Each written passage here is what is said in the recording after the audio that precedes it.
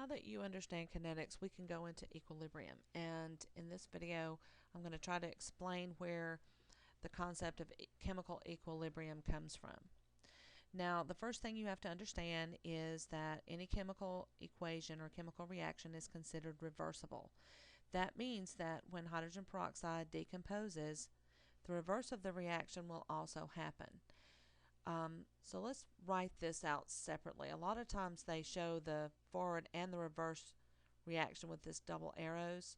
What that really means is that you can have hydrogen peroxide breaking down into water and oxygen gas. And you can also have the reverse process going on, like you can manufacture hydrogen peroxide from water and oxygen gas. So in the first equation, the hydrogen peroxide is breaking down. In the second equation, the hydrogen peroxide is being made. Well, these two processes, they are reverse of each other, and together, if you've got one going, if you've got the breakdown of hydrogen peroxide going, you also have the reverse process going. And while this is happening, the forward process could be happening faster than the reverse process. But by definition, at equilibrium, both processes are occurring at the same rate. So at equilibrium, the reverse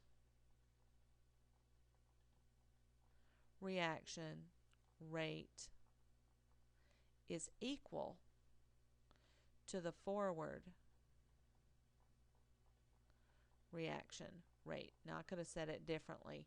The forward reaction is equal to the reverse reaction, but it doesn't matter. They're equal at equilibrium. Right? That's what equilibrium means, that the forward and the reverse are occurring at equal rates. So I'm going to write, from kinetics, I'm going to write a rate law for both of these reactions. And I'm going to write this one first. So my rate law for this reaction would be the rate of the forward reaction. I'm just going to substitute an F there. It's going to be equal to K sub 1. You know that from the last unit that the forward rate is designated K sub 1, and for the reverse rate the constant is K sub negative 1. So if I'm writing the rate law for the forward rate, I'm going to write K sub 1 times the concentration of hydrogen peroxide squared. Because this is a bimolecular process, that coefficient in front gets raised to the power, so this is second order, just as review. Alright, so I'm going to write the rate law now for the synthesis of hydrogen peroxide, and the way this is given to me, the synthesis of hydrogen peroxide is the reverse reaction. So I'm just put rate sub R for reverse, and that's going to give me K sub negative 1 times the concentration of water vapor raised to the second power times the concentration of oxygen gas. Now this is a termolecular process, and hydrogen peroxide, the water is second order and the oxygen gas is first order. So that's just a review from the last unit. Now we already said at equilibrium these two rates are equal to each other. So the reverse rate is going to be equal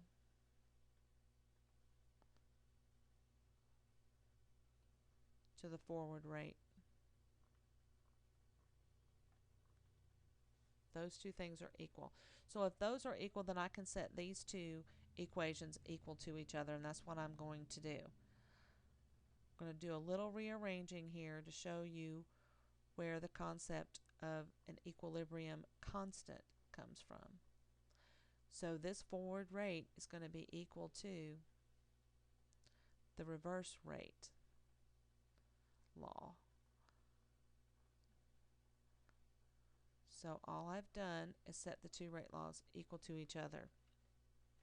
Now I can do some fancy math and rearrange these equations. Just basic algebra. So I'm going to rearrange these equations so that I can get a ratio of K1 to K negative 1. That's what I want. I want this ratio, K1 to K negative 1, because this ratio is going to equal its own constant, capital K, which is the equilibrium constant. And, well, let's just put equilibrium constant, parentheses there, because that's what K is. So in order to do that, the first thing I'm going to do is I'm going to divide out this side by K sub negative 1. And when I do that, cancels on that side, and I get this ratio here, and I'm left with that thing. I want that thing to go away. This concentration of hydrogen peroxide squared, I want to get rid of it. So that means I'm going to multiply both sides by the reciprocal value of this. So let me see if I can. I'm going to have to move this over a minute. I didn't leave myself enough room on the left side to do that. So I'm going to move that over. All right, now I'm going to multiply both sides by the reciprocal of this hydrogen peroxide squared. So I'm going to say 1 over H2O2 squared, and I'm going to multiply both sides by that value. H2O2 squared on that side. All right, and what that does is it gets rid of that for me, and I've got this, I now have this ratio here on the left, this K1 over K sub negative 1 is going to be equal to, I still have on the top here, water vapor squared times the concentration of oxygen gas, and that's all going to be divided by this right here, where I just multiplied by the reciprocal. So I'm going to put that H2O2 squared on the bottom. All right, so we know from what I just told you that this ratio is equal to its own constant called K, the equilibrium constant. So K is going to be equal to these two things multiplied together divided by this on the bottom. And if you look from the original reaction, notice that the water vapor and the oxygen gas is on the product side, the way this is written, and that the hydrogen peroxide is on the reactant side. So that gives us an overall formula for what K, the equilibrium constant, is always going to be equal to. It's going to be equal to your products over your reactants. So let's say we can label our reactant A, and then these two products right here could be, I don't have a B, sometimes I have A plus B. So I'm just going to leave that alone, and I'm going to say my product side is going to be C plus D.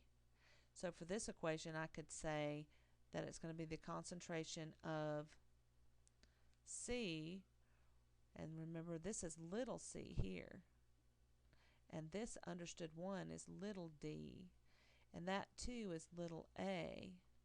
So it's going to be big C raised to the power of little c times d, and since little d is a 1, I'm not going to put anything up there. I could still put that little d just for the overall rule, divided by the concentration of the reactant A, to the power of little a. And then if I had a second reactant, that reactant could be b raised to the power of little b. In this one, I don't have a b, but you can see that it's still the answer that I got here for the equilibrium constant expression is still the products raised to their power of the coefficient. You times them by each other, and then divided by the reactants raised to their power of their coefficient times each other. I just didn't have a second reactant.